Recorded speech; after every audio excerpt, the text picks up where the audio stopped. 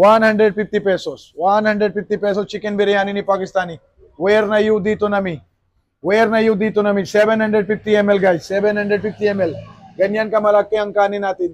110% basmati rice ang ginagamit. Hindi po tayo nahalo ng local rice. Kaya medyo kung presyo, mabili na lang po kayo.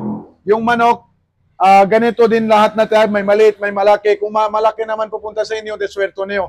Kung maliit naman pupunta sa inyo, kasalanan na manok yan. Huwag niyo sisisi si Pakistani guys. Kasi hindi na kumain yung manok na maayos kaya hindi siya lumaki. 150 pesos pa rin. Sa halagang 150 pesos, meron ka ng authentic at masarap na chicken biryani ni Pakistan. Buti nga meron na dito sa Olongapo dahil sa request din ng mga batang gapo. Dahil yung iba hindi makapunta ng San Marcelino dahil malayo. Doon kasi pwesto niya. Talagang masarap to. Kasi kakarating pa lang niya, ang dami na agad bumibili. At isa na ako doon. Pumipesto siya sa Magsaysay Drive sa harap ng DIY. Hello sir, magandang hapon. Ano pong mga tinda niyo sir? Biryani, chicken biryani. Chicken biryani ni Pakistani sir. Magkano po yan sir? Halagang 150 pesos only. 750 ml guys. Grabe, nagugutom na ako sir. Meron po kung medyo anghang na po yan. Kanin pa lang templado na yan.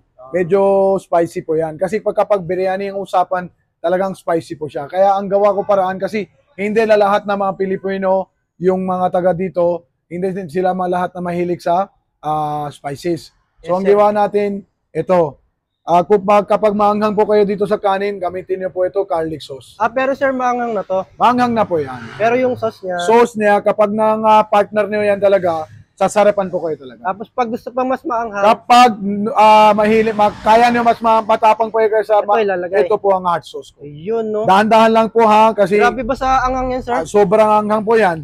Baka masira ang buhay na dito. Naku. Sobrang maanghang yan, brother. Yeah, sa mga mahilig sa maanghang. Oo.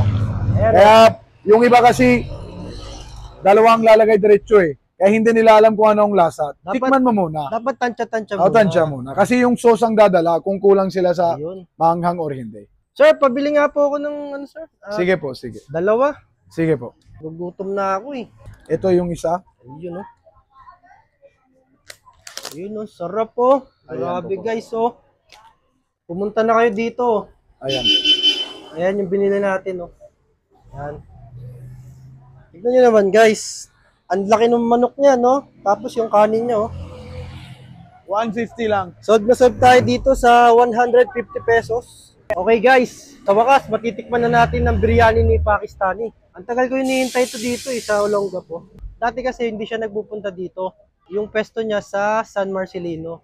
Pero ngayon, dumadayo na siya dito sa Olongapo, sa Subic, sa Iba. Yan, at marami pang iba.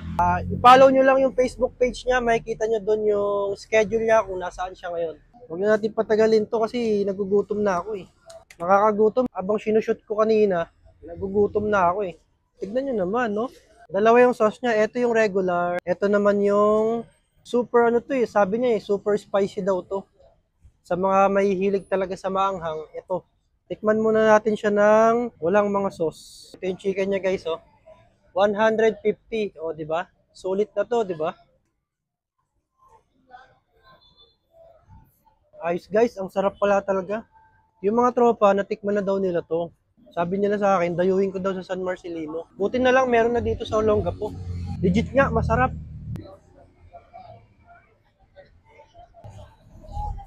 Ang sarap din ng rice dahil templado na siya. Yung manok niya ang sarap. Panalo, sulit na sulit yun 150 mo. Ito, tatry naman natin yung sauce. Ito yung regular sauce. Masarap niya po yan. Masarap tayo. Try mo na. Try natin tong super spicy. Grabe. Sobrang anghang nga. Grabe, sobrang anghang. Sobrang anghang pala nun. Hindi natin kinaya. Guys, kung gusto nyo matikman yung biryani ni Pakistani, follow nyo lang siya sa Facebook page niya. Nandun yung schedule niya kung kailan siya nandito sa Olongapo. Sulit yung 150 guys. Promise. Masarap. Legit na masarap talaga. Punta na kayo para matikman nyo na.